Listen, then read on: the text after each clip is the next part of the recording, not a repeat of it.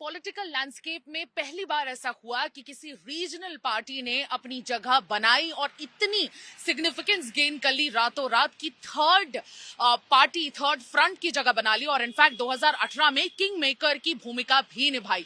जी हां, हम बात कर रहे हैं छत्तीसगढ़ के पहले मुख्यमंत्री विजनरी लेट अजीत जोगी की पार्टी जनता कांग्रेस की, जिन्होंने आज अपने पहली लिस्ट निकाली 16 कैंडिडेट्स की। और आज हमारे साथ विश्लेषण करने के लिए मौजूद है राम अवतार तिवारी जी।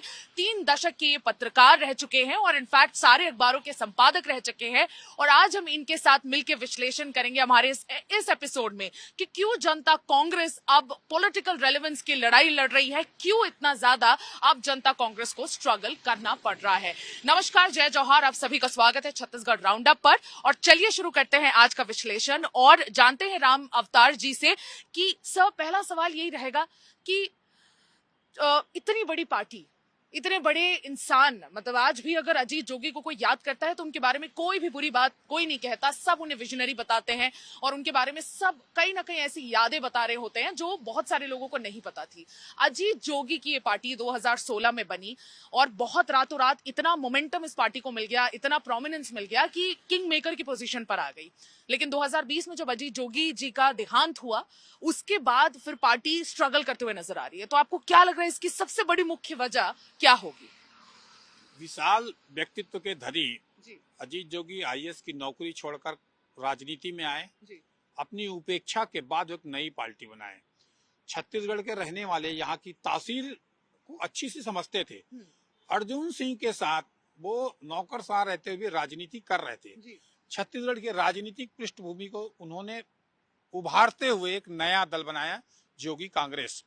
उस जोगी कांग्रेस में यहाँ के छत्तीसगढ़िया वाद जो चलाना है, यहाँ के धान के, यहाँ के किसान का, ऐसे मुद्दे, भावनात्मक मुद्दे, यहाँ के दलित, शोषित, पीड़ित, यहाँ के जंगल, उस पर ध्यान केंद्रित करते हुए एक दल बनाया और कांग्रेस से अलग होकर बनाया। और कांग्रेस में भी प्रभावशाली बहुत लोगों को उन्होंने नेता बनाया था। ऐसे लोगों को मिलकर नया दल बनाया जो छत्तीसगढ़ में पहली बार एक क्षेत्रीय दल के रूप में, त्रिमोर्ची के रूप में अपनी दल बनाई। 5 विधायक लाए, 7% के करीब वो वोट शेयर किया और इतने आधा दर्जन जगहों में वो सेकंड नंबर में थे। परंतु वो उनके निधन के बाद उनके व्यक्तित्व, उनकी सोच, उनके बहुआयामी व्यक्तित्व, इससे जो लोग जुड़ते थे, शायद वो व्यक्तित्व नहीं होने के कारण आज पार्टी को धीरे धीरे निराशा की ओर, कार्यकर्ता बिखर गए, दूसरी पार्टी में चले गए, लोग जुड़ नहीं रहे। जोड़ने की जो क्षमता, जनता से जुड़ने की क्षमता, भाषण देने की कला और मुद्दों को पहचानने की क्षमता जो जोगी जी में थी, वो उनके पुत्र में नहीं है। इसलिए ये पार्टी उसके नेतृत्व करने की जो क्षमता होनी चाहिए वो नहीं दिखने के कारण पराभव की ओर जा रही है। इसमें एक बात है, जोगी जी जब भी विवाद में पड़े उसका बड़ा कारण उनका पुत्र अमित जोगी रहा। अभी भी ज्यादातर लोग जो है अमित जोगी से नाराजगी के चलते ही पार्टी छोड़कर गए हैं। अब पार्टी ने वैसा विजन के साथ लड़ाई नहीं लड़ी जैसा उसको कांग्रेस से लड़ाई लड़नी थी, भाजपा से लड़ाई, जैसे मुद्दे उठानी चाहिए था, जैसे लोगों को जोड़ कर रखना चाहिए था। शायद वो चीज जो राजनीति में जरूरी तत्व हैं, वो तत्वों की कमी के कारण ही लोगों को लगा मेरा राजनीति में भविष्य नहीं है। जो लोग छोड़कर दूसरी पार्टी आए थे वो वापस चले गए, कुछ नई पार्टियों में चले गए। आज चुनाव का अंतिम दिन है, पहले चरण का नामांकन का, तो बस्तर में 4 सीट में उनके प्रत्याशी नहीं है, बाकी जगहों में प्रत्याशी घोषित किया और सबसे लेट सारी पार्टियों ने अपने प्रत्याशी घोषित कर दी। सबसे आखिरी में जोगी कांग्रेस लोकल पार्टी है। आज भूपेश बघेल जी लोकल मुद्दे पे लड़ाई लड़ रहे हैं, जोगी जी ने शुरुआत की। आज ऐसे समय में इस पार्टी को ज्यादा उभरने की जरूरत थी, इस पार्टी को ज्यादा जगह बनाने की जरूरत थी, ज्यादा लोगों को जोड़ने की जरूरत थी, क्योंकि भाजपा की और कांग्रेस की स्थिति अलग अलग है। इन मुद्दों को भुनाने की जो क्षमता होनी चाहिए मुद्दों के साथ, वो नहीं होने के कारण अमित जोगी वैसा व्यक्तित्व नहीं रहे। उनका जो पहला व्यक्तित्व है वो इस तरह बढ़ नहीं पाया, इसलिए पार्टी कमजोर हुई है। उनकी माँ है जो अस्वस्थता में काम नहीं कर पा रही हैं। जो नीचे के कार्यकर्ता हैं, वो कार्यकर्ताओं को लगा कि वो मुद्दे, वो बात पार्टी में नहीं रही है, इसलिए वो दूसरी पार्टी की तरफ जो हैं उनकी स्थिति खराब है। अभी भी आज जो प्रत्याशी घोषित किए हैं उन प्रत्याशी में चर्चित चेहरे, बड़े चेहरे या दूसरी पार्टी में चेहरे आ जाए, वैसी नहीं दिखी। हम अगर इसे पीछे 5 साल पहले देखेंगे तो जगह जगह जोगी कांग्रेस की बात होती थी पिछले चुनाव में, कौन जोगी कांग्रेस में जा रहा है, कहाँ से उम्मीदवार लड़ा है, कौन जीत सकता है। बड़े बड़े दिग्गज जो है हर पार्टी के लोग छोड़ के आते रहे, क्योंकि उनकी रणनीति ऐसी थी। जो जोगी जी में रणनीति थी, नौकर साथ थे, राजनीति में आए थे, समाज के जो खासकर अनुसूचित जाति और जनजाति दोनों के बड़े शुभचिंतक अपने आप को साबित करने में जोगी जी सफल हुए थे, इसलिए दूसरी पार्टियां उनसे डरती थी। तो इसी पे आ रही हूँ कि आपने कहा अनुसूचित जाति और जनजाति की आपने बात कही। इस बार भी जेसीसी कांग्रेस ये कोशिश कर रहे थे कि उनकी रीजनल पार्टी से काफी अच्छी उनकी अलायंस हो जाए। इनफैक्ट ये कोशिश रही, और पिछले बार भी अगर हम 2018 का एक थोड़ा सा प्रीव्यू दें तो पिछले बार 7.6% का वोट शेयर था सर, और टोटल बीएसपी के साथ अलायंस में थे। मायावती की पार्टी बीएसपी के साथ जेसीसी कांग्रेस अलायंस में थी, और 7.6% का वोट उनका बेस रहा। इनफैक्ट जो 7 सीटें थी उनमें से 5 सीट जेसीसी के पास थी, और उनमें से सर अभी सिर्फ रेणु जोगी जी का सीट बचा हुआ है। खैरागढ़ से देवव्रत सिंह की भी डेथ हो गई 2021 में, और इनफैक्ट अजीत जोगी जी की मारवाही वो सीट भी चली गई।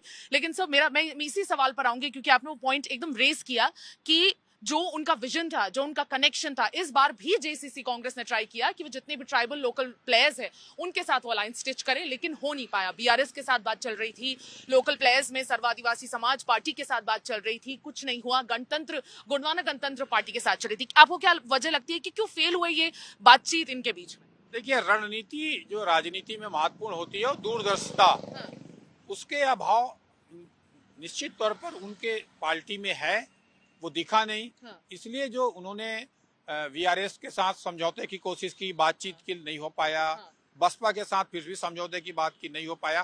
तो उन वर्गों ने भी देखा कि हम यहाँ अगर दांव लगाते हैं तो कितना फायदा होता है। दांव लगाने से फायदा नहीं दिखने के कारण भाजपा ने भी दांव नहीं लगाया, और दूसरी पार्टियां वो भी नहीं लगाई। तो उनको लगा कि अब ऐसा व्यक्तित्व तो नहीं है। देखो, जोगी जी का एक विशाल व्यक्तित्व मैंने कहा, और एक समाज के विशेष वर्ग जो है उनके वोट बैंक में उन्होंने सेंध लगाया। कांग्रेस का जो बड़ा वोट बैंक है, पिछले 15 साल में सत्ता में नहीं आने की बड़ा कारण कांग्रेस का ये माना जाता है कि जोगी जी है। जोगी जी ने जो वोट बैंक था कांग्रेस का, अनुसूचित जाति जनजाति, उस पर सेंध लगा के अपने हिस्से में ले लिया, और हार उन सीटों में उठानी पड़ी और भाजपा को फायदा हुआ।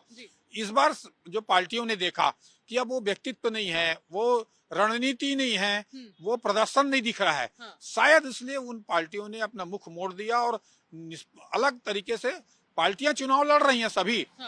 आप पार्टी भी चुनाव चल रही है, बसपा भी लड़ रही है, तमाम पार्टी।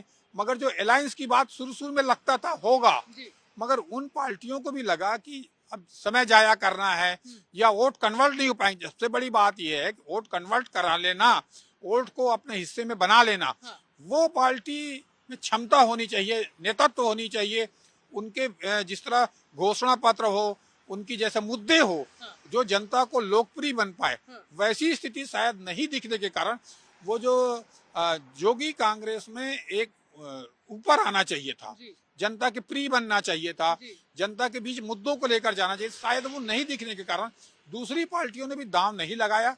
आज खुद योगी कांग्रेस को सीटों के लाले पड़ेंगे, ऐसी स्थिति। अब मुझे नहीं लगता कि छत्तीसगढ़ में तीसरे मोर्चे की स्थिति में जोगी कांग्रेस रहेगी। अब तीसरे मोर्चे के लिए कई और दल हैं, वो आगे मत आ जाए। मेरा यही सवाल है आखिरी आपसे कि इस बार आपको क्या लगता है, पिछले बार किंग मेकर के रोल में रहे अजीत जोगी जी से, मुझे याद है कि जब 2018 में इलेक्शंस के मैं कवर करने आई थी दिल्ली से, तब बहुत ज्यादा बहुत ज्यादा अपेक्षाएं थी लोगों को, और लग रहा था कि बिल्कुल जेसीसी किंग मेकर बन जाएंगे और अजीत जोगी जी डिसाइडिंग फैक्टर पे होंगे। वो जो non Congress non BJP votes की आपने बात कही, आपने कहा नेतृत्व नहीं है इस बारी, और इसीलिए जितने भी ट्राइबल प्लेयर्स थे उन्होंने भी अपना डिस्टेंस कर दिया जेसीसी कांग्रेस को। इस बार आपको क्या लगता है, किंग मेकर का रोल ना सही, आपको लगता है कि एक थर्ड फ्रंट भी जो पिछले बार एक बहुत बड़ी पोजीशन थी, वो पोजीशन तक भी पहुंच पाएगी जेसीसी? देखिए, अभी जो 18 सीट तो अभी घोषित किए हैं, इससे ये समझ जाओ कि पार्टी की क्या स्थिति है।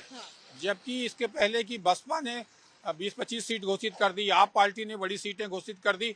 तो वो जो लग नहीं रहा है कि इस बार जोगी कांग्रेस तीसरे मोर्चे की भूमिका निभाएगी, या अभी वोट काटू की भूमिका में मत आ जाए, ये महत्वपूर्ण बात है कि किस तरह वोट शेयर उनके बने रहेंगे, वोट शेयर किस तरफ जाते हैं, कौन वोट शेयर को कांग्रेस ले जाता है वापस, कि भाजपा के पाले में जाता है, कि बसपा अपना वोट बैंक, क्योंकि बसपा और जोगी कांग्रेस के गठबंधन के बाद अनुसूचित जाति और जनजाति के वोट एक साथ आने के कारण ही जोगी कांग्रेस को फायदा हुआ था। तो अब सब बिखर गए हैं। तो बिखरे होने स्थिति में जो समीकरण जो लगता है जिस तरह बनना चाहिए छत्तीसगढ़ में, वो नहीं बनेगा। अब तीसरे मोर्चे की स्थिति में क्या बसपा आएगी? जो देखो, अगर आप छत्तीसगढ़ के इतिहास देखेंगे तो बसपा 2 सीट 3 सीट 1 सीट तो पाती ही है, और वोट शेयर उसके न्यूनतम 6% ज्यादा, बिना प्रचार तामझाम के बीच कोई बड़ा नेतृत्व तो नहीं है। मगर बसपा के पास अपना वोट बैंक है, वो वोट बैंक से स्थिति बन जाती है। इस बार लगा था कि आप पार्टी कहीं भूमिका निभाएगी, जैसा अन्य राज्यों में निभाई है, फिर भी यहाँ पर भी वैसी स्थिति नहीं दिख रही है कि कोई प्रभाव नहीं पड़ पाए। अगर आप छत्तीसगढ़ का इतिहास देखेंगे तो दोनों राष्ट्रीय पार्टी, राष्ट्रीय विचारधारा से पार्टी जो है भाजपा और कांग्रेस, उनके बीच यहाँ लड़ाई होती है। तीसरे मोर्चे की जो स्थिति बनाने में बहुत संघर्ष होता है। इसके पहले की ताराचंद साहू ने भी एक छत्तीसगढ़ पार्टी बनाई थी, वो 1-2 सीटों पर थी। सुर्खियों भले बटोर सकते हैं, कई बार ऐसी चीज में सुर्खियां ज्यादा बटोरते हैं, वोट कम मिलते हैं, वोट काटू पार्टियां माने जाते हैं।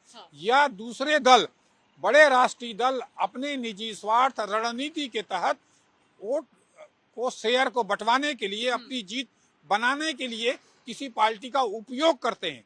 वो भूमिका में कौन पार्टी है, कैसे है, क्योंकि कई ऐसे दल हैं वो किस तरह से निशाना बनाए हुए हैं, ये समझना आगामी दिनों समझ आएगा कि जनता किधर जाती है। बड़ा विश्वास करती है कि उलटफेर में देखो, ऐसे तीसरे मोर्चे में जब देखना है, तीसरे मोर्चे की भूमिका तब बनती है जब आपके पास ठोस मुद्दे हो, जिन मुद्दों के उठाकर जो आपके पास जुड़ पाए, आप में वो व्यक्तित्व होना चाहिए, तभी बन पाए। जैसा जो भी आप चाहे तृणमूल कांग्रेस देखें, चाहे बिहार में देखें, चाहे यूपी में देखें, तो उनका विशाल व्यक्तित्व, बहुआयामी व्यक्तित्व और बड़े मुद्दे, और वो 5 साल के संघर्ष, जिसने 5 साल संघर्ष किया वो उसको वोट के समय सही दिखेगा।